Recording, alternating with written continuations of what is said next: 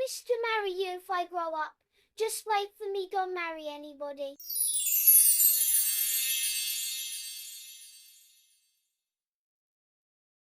Blood stained the moonlit waters of the Amambula River as Kofi's youngest daughter, Ama, gasped her final breath in his trembling arms. Her fever-bright eyes stared past him towards something he could not see, her lips moving in silent words that made his blood freeze. "She comes for me, Papa," Ama whispered, her voice thin as spider silk. "The beautiful lady from the water. She says it's time to honor the old promise." Kofi's world shattered like clay dropped on stone. He had never told his children about that night, 30 years ago, when he was just 8 years old, when he knelt beside this same river and promised his heart to a spirit with lavender gold skin. Now, as his daughter's life ebbed away in the exact spot where his childhood vow was made, he understood with terrible clarity that some promises echo across generations, demanding payment in blood and tears. But how had his forgotten oath become his children's curse? And why was the river spirit claiming them one by one, leaving him powerless to break a chain forged 29 years earlier, when the Harmattan winds first began to whisper through the oil palms of Asante village, 8-year-old Kofi discovered magic existed in the space between daylight and dreams. Each evening, after helping his father tend their small farm, he would slip away to his secret place, a grassy hill overlooking the wide Omambula River, where the water caught moonlight like scattered diamonds. His parents, Kwame and Akosua, worried about his solitary habits. Other boys his age wrestled in dusty courtyards, chased chickens through market stalls, and boasted about which village girls smiled at them during harvest festivals.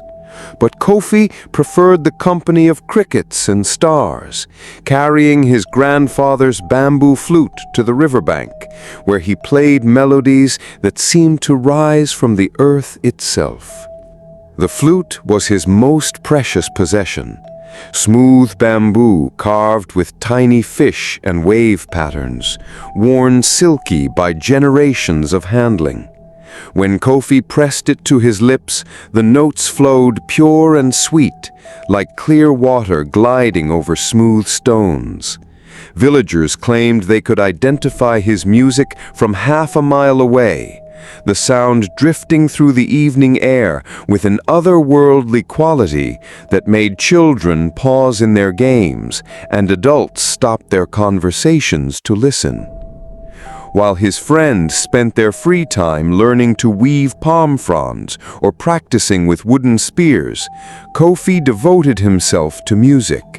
His melodies told stories of yam vines growing strong in red soil, of raindrops drumming against banana leaves, of secrets whispered between earth and sky.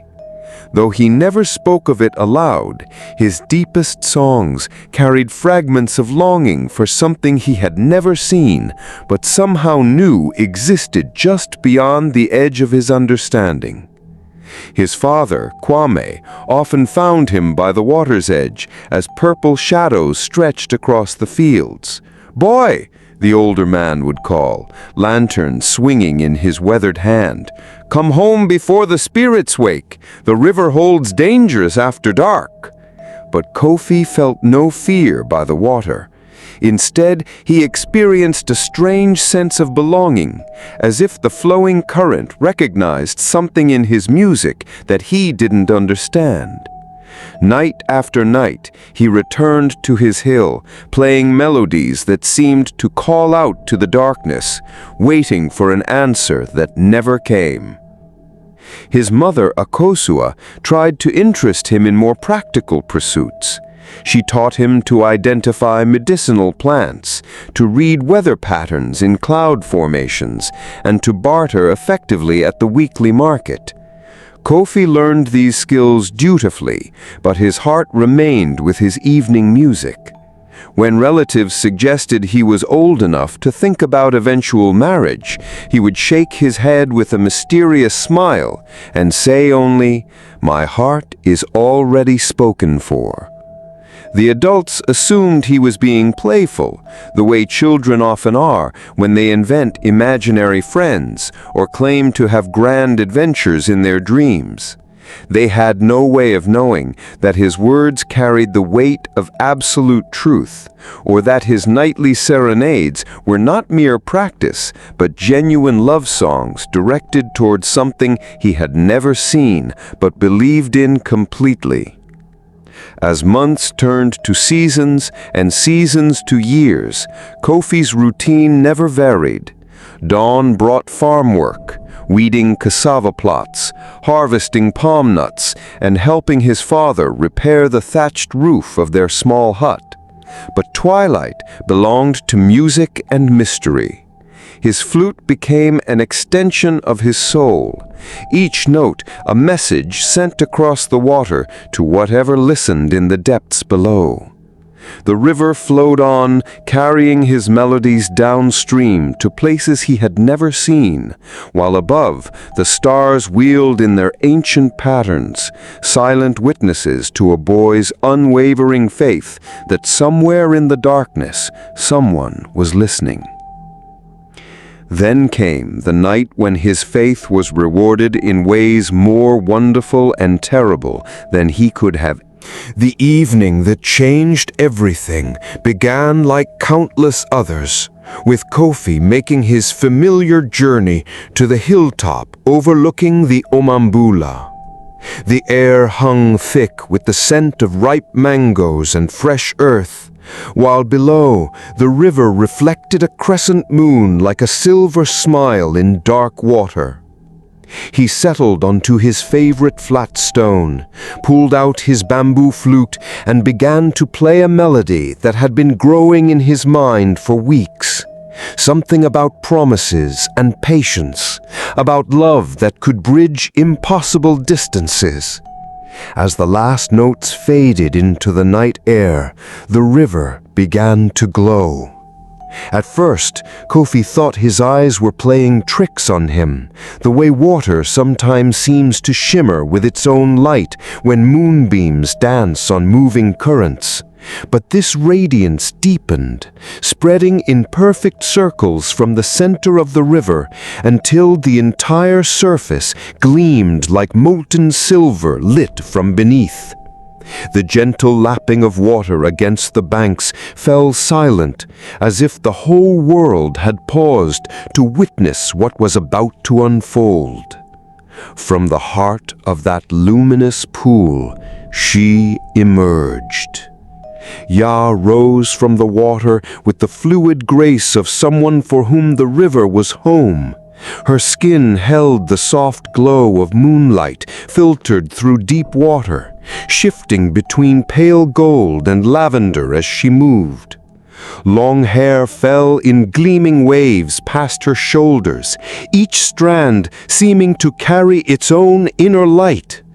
She wore no clothes that Kofi could name, yet she appeared draped in water itself, the liquid clinging to her form like silk woven from river mist. But it was her eyes that captured him completely. Ancient eyes that held the wisdom of currents that had flowed since the world was young, yet kind eyes that looked upon an 8-year-old boy with genuine tenderness. Kofi's flute trembled in his hands as he rose to his feet. Every story he had ever heard about water spirits flooded through his mind. Tales of beautiful maidens who lured fishermen to watery graves, of river gods who demanded tribute in gold and grain. Yet fear felt impossible in the presence of such gentle radiance. Instead, his heart filled with recognition, as if he had been waiting his entire short life for this moving with the careful reverence he had seen his father show when entering the village shrine. Kofi searched the hillside until he found a cluster of small white flowers growing wild beside a smooth rock. Their petals gleamed like tiny stars in the strange light emanating from the river. He gathered them quickly, stems still damped with evening dew, and approached the water's edge with slow, respectful steps. Ya watched his approach without moving, her expression patient and curious. When Kofi knelt at the muddy bank and carefully placed the flowers at her feet, she smiled, an expression so warm and genuine that the night air itself seemed to soften around them. "Will you come back?" Kofi whispered, his voice barely audible above the gentle sound of water lapping against the shore. Ya knelt gracefully in the shallows, water rippling around her like liquid music. She reached out one hand, not quite touching his face, but close enough that he could feel the coolness radiating from her skin. When she spoke, her voice carried the sound of rivers, deep currents flowing over ancient stones, gentle rain falling on still pools, the whisper of water. "Time flows differently beneath the waves, young one," she said. And though her words were mysterious, something in Kofi's heart understood their weight and wonder. The moment stretched between them like a bridge spanning two impossible worlds. Kofi felt himself balanced on the edge of something vast and transformative, his childhood ending and some deeper understanding beginning. The words rose from his chest without conscious thought, carrying the absolute certainty that only children possess when they recognize their destiny. "When I grow up," he declared, voice stronger now, "I will marry you." For a heartbeat that lasted forever, Ya looked surprised, then pleased.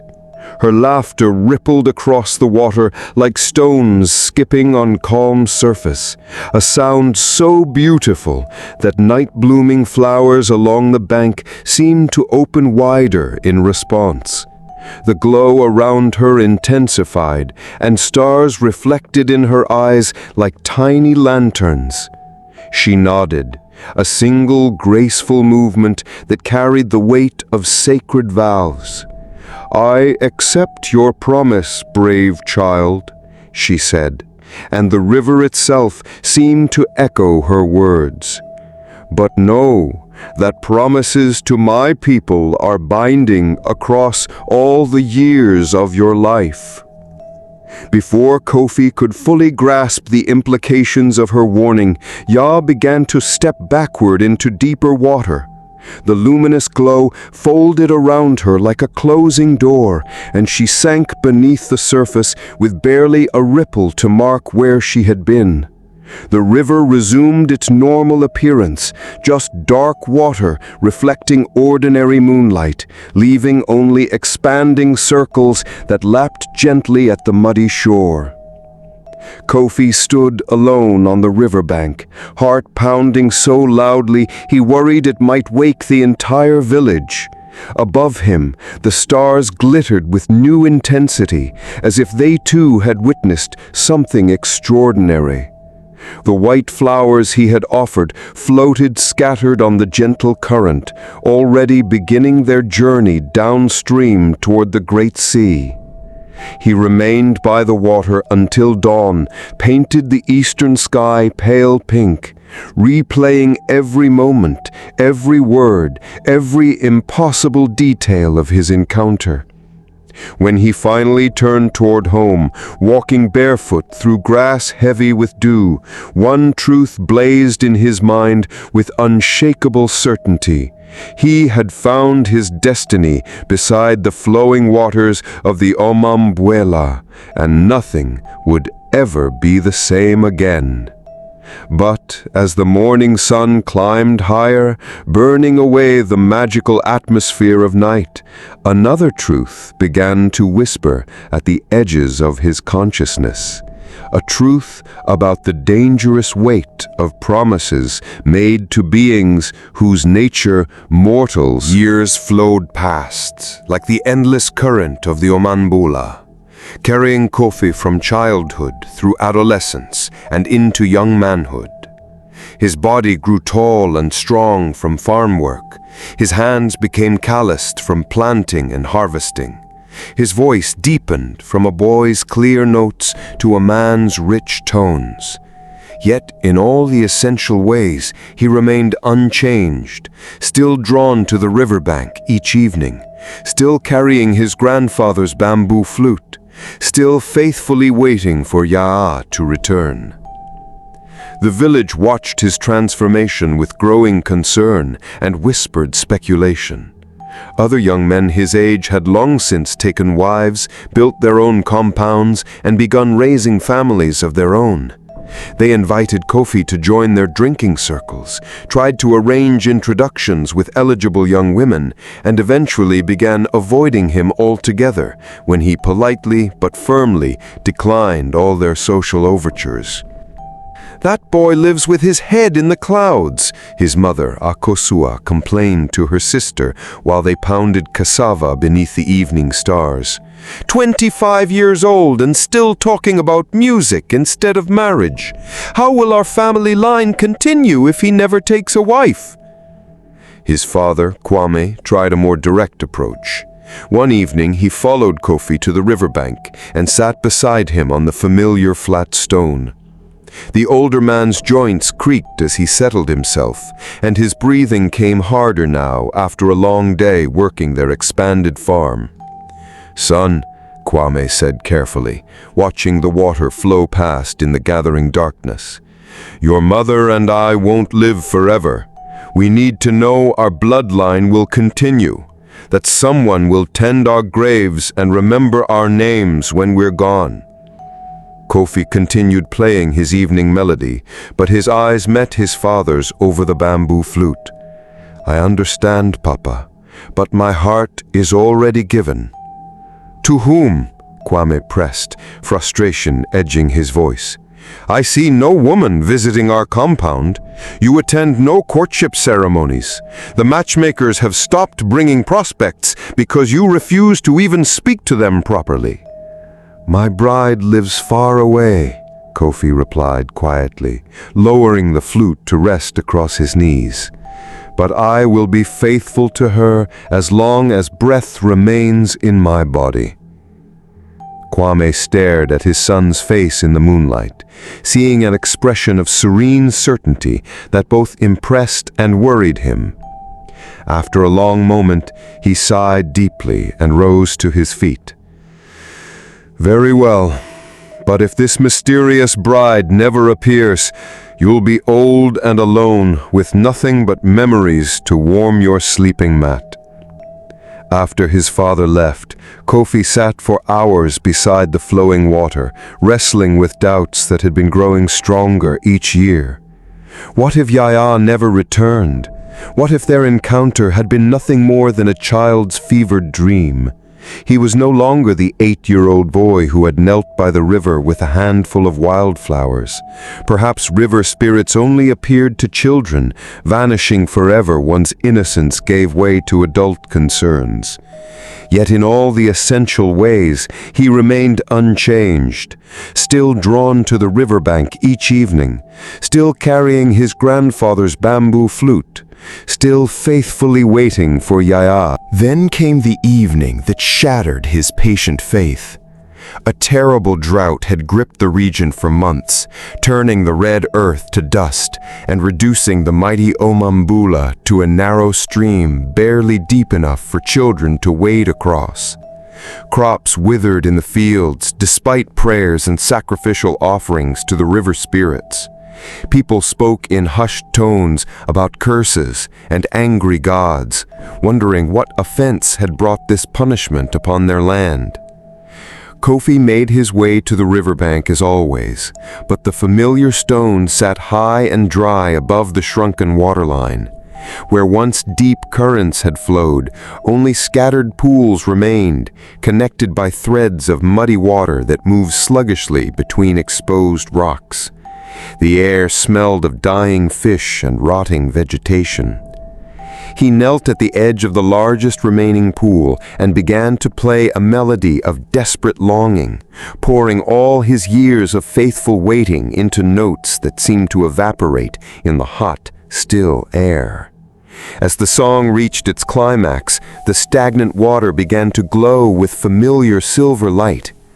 But when Ya emerged, she appeared different, older somehow, with new lines of weariness around her luminous eyes and a gravity that spoke of burdens too heavy for mortal understanding.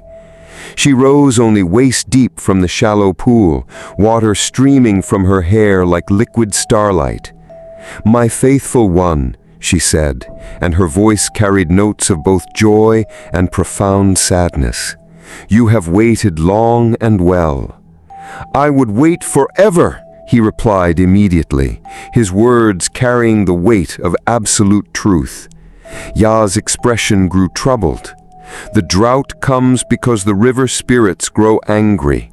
My people demand tribute that the land cannot provide. The life force of those who carry old promises in their blood." Kofi felt ice form in his chest despite the sweltering heat. "I don't understand." "Your vow to me created a bond that echoes through generations. When you marry and have children, that bond will flow through their veins like a river. My people will be able to call upon them, to draw them beneath the waves when our realm requires fresh energy." The bamboo flute slipped from Kofi's numb fingers, landing with a soft splash in the muddy water. "You're saying my children will die because of my promise to you?" "Not immediately," Ya said, but her attempt at comfort only deepened his horror. "They will live normal lives, marry, have children of their own. But when the spirits have great need, we will call the youngest, the most innocent, to join us beneath the waters." "No!" The word tore from his throat like a physical wound. "I won't let that happen. I'll never marry, never have children. The bloodline ends with me." But Ya was already shaking her head, water droplets catching moonlight as they fell from her hair. "The bond is made, beloved. Whether you choose it or not, you will marry within the year. You will have children who will have children, and through them my promise to you will be fulfilled in ways you cannot imagine." "Then break the promise," Kofi pleaded, reaching toward her with desperate hands. "Release me from the vow. I was a child. I didn't understand what I was agreeing to." "But promises to the river people cannot be broken," Ya replied with gentle finality. "They can only be fulfilled. But know this, my faithful one. When the time comes, I will ensure your sacrifice brings great good to many." Before Kofi could protest further, the light around Ya began to dim. She stepped backward into deeper water, her form becoming translucent as the magical glow faded. "Love the life you are given," Ya said, her voice now barely a whisper carried on the night breeze. "Love your wife, cherish your children, make the years between now and destiny as bright as possible." Then she was gone, leaving only normal starlight reflected on stagnant water and the echo of words that would haunt Kofi for the rest of his life. 30 years later, the drought had become legend. The river ran full and strong again, and Kofi's worst fears had manifested exactly as Ya had predicted. He had married Adwa within the year, unable to resist the pull of destiny, despite his desperate attempts to remain alone. Their love had been genuine and deep, producing 4 beautiful children who filled their compound with laughter and brought meaning to every sunrise. Now, 3 of those children were dead, First, his eldest son, Kweku, had drowned during a fishing expedition, pulled under by currents that veteran fishermen swore were impossible on such a calm day. Then his daughter Akua had succumbed to a fever that no medicine could touch, dying with visions of a beautiful lady calling her to come beneath the waters. And now Amma, his youngest and most beloved, had breathed her last in his arms, while speaking of promises and old debts finally come due. Only his middle child, Yao, remained alive, and Kofi could see the river's hunger growing in his surviving son's eyes, the same distant gaze that had preceded his siblings' deaths. Adwa had aged decades in the span of months, her hair turning white with grief, and her once bright smile becoming a permanent expression of loss. She spent her days preparing meals that no one ate, and mending clothes that would never be worn again, lost in a haze of sorrow that words could not penetrate.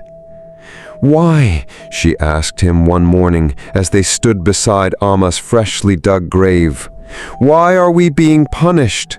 What did we do to deserve this curse?" Kofi could not tell her the truth, that their children's deaths were the price of his childhood promise, that every moment of happiness they had shared was borrowed against this inevitable reckoning. Instead, he held her as she wept and made a decision that had been building in his heart like a storm. That evening, he took his grandfather's bamboo flute, now cracked and worn from decades of faithful use, and walked to the riverbank where his story began. The Omambula flowed deep and strong, carrying the reflection of countless stars toward the distant sea. Kofi knelt at the water's edge, just as he had 30 years before, and began to play the melody that had first called Ya from her watery realm. She appeared without delay, rising from the current with the same ethereal grace he remembered from childhood. But now Kofi saw her clearly for what she truly was. Not a romantic dream or magical bride, but a creature whose beauty masked an alien nature that viewed human lives as resources to be harvested when convenient. "My faithful one," Ya said, her voice still carrying the music of flowing water, "you have called me."